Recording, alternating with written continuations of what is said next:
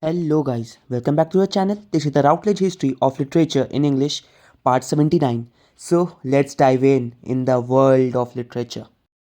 In this video, we will be covering 30s novelists. John Cowper Powers' work such as Wolf Solent in 1929, A Glastonbury Romance in 1933 and Weymouth Sands in 1934 include the internal struggle between good and evil and the legends associated with the west of England. T.F. Powers wrote works such as Mr. Weston's Good Wine in 1927, which is an allegory of God's coming to earth in an English village.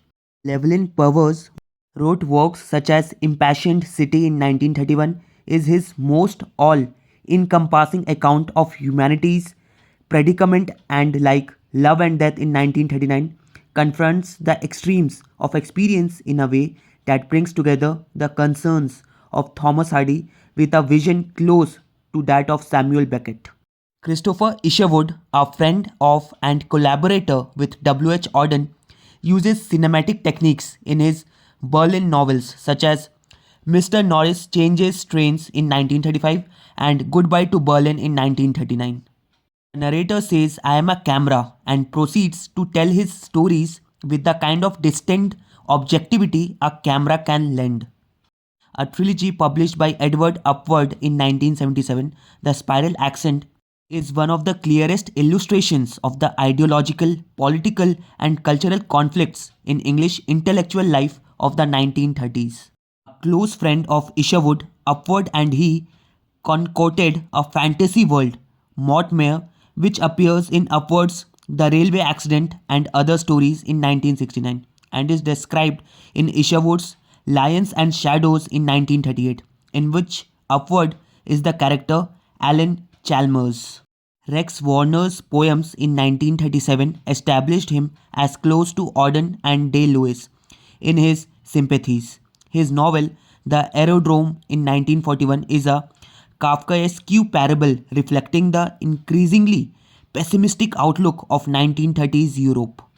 William Gerhardie's first novel, Futility, a novel on Russian themes, was published in 1922, the same year as Ulysses, The Wasteland, and Jacob's Room.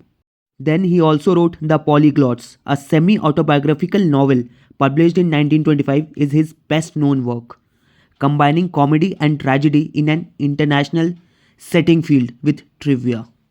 Walter Greenwood's Love on the Dole in 1933 is a novel of the 1930s depression which still carries resonances many decades later. Forrest Reid has been called the greatest Ulster novelist, but he does not allow the troubles in his province to color his writings. Rather, Reid uses his novels to explore an ideal world of innocence. His Tom Barber trilogy, comprising Uncle Stephen in 1931, The Retreat in 1934, and Young Tom in 1944, traces the passage from innocence to awareness in the hero Tom as he grows from the age of 10 to 15. If you have any doubts or query, you can ask me in the comment section below, or you can even message me in the social media IDs that are given below in the description box. And do share the video to all those who wants to be the part of this literary journey. And don't forget to revise. So that's all for this video. Thank you and signing out.